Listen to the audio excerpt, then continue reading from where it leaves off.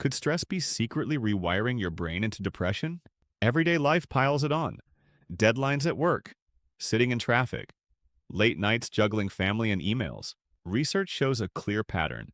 The more stress you carry, the higher your lifetime risk for major depression. This isn't just about feeling tense.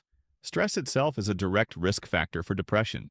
Even if you don't have a family history, unmanaged stress can push anyone toward a depression up. That's the reality. Now let's look at how it plays out in real life. Imagine two people. One gets hit by back-to-back stressors, job loss, arguments at home, sleepless nights. The other builds in calmer routines, better sleep, boundaries at work, supportive relationships. Studies reveal that nearly 80% of first-time depression cases are triggered by a major stressful event: loss of a loved one, financial upheaval, sudden trauma. Stress doesn't just pile on top of life, it flips the switch. It can be the direct trigger for depression.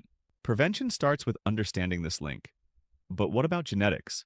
Maybe you've heard depression runs in families. That's true. Genes can load the gun, but stress pulls the trigger. Even if your family has no history, constant stress alone can set off major depression. And if you already have genetic risk, stress multiplies that vulnerability. This means no one is immune. Stress is the common denominator. The empowering truth is that everyone benefits from managing stress. It's not about fate, it's about control. Here's what's happening inside your body. Stress activates your survival system. It releases adrenaline and cortisol, helpful in the short term. But when cortisol stays high for weeks or months, it turns against you. It disrupts mood-regulating chemicals. It damages brain regions like the hippocampus, tied to memory and emotions. Chronic stress literally rewires the brain, making depression more likely. The pathway is clear. Stress system overdrive equals higher depression risk. So, how do you fight back? The best way to protect your mental health is by learning to control your stress system. Daily habits make the difference. Exercise lowers cortisol and boosts feel-good chemicals. Mindfulness or breathing techniques calm your nervous system, giving your brain space to reset. Talking with friends, family, or a therapist provides the support network your biology needs. Even journaling or short walks outside have proven stress buffering effects.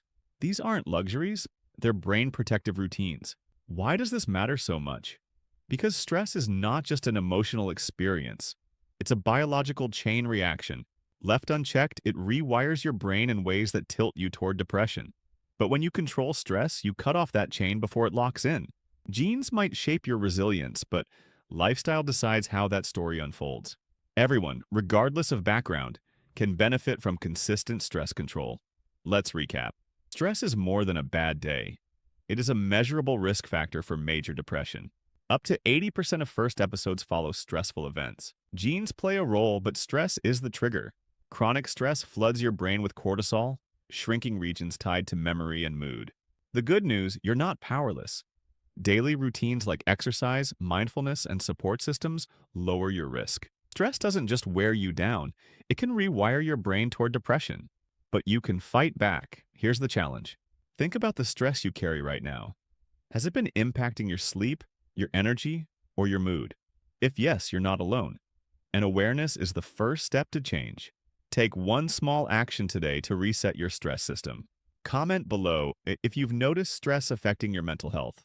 Share this video with someone who might need this reminder.